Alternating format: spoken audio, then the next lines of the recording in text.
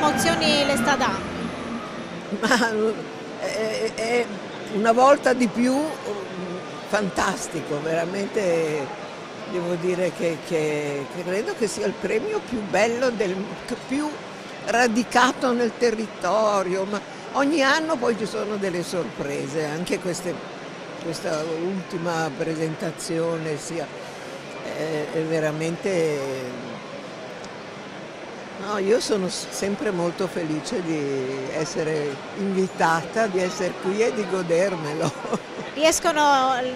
La famiglia Nonino riesce sempre a rinnovarsi ogni anno, a creare qualcosa di Mi ha nuovo. accompagnata il figlio di Luca, un mio nipote Michelangelo, che vive negli Stati Uniti ed è assolutamente incantato, ha 26 anni ed è continua a dirmi grazie nonna che mi hai portato.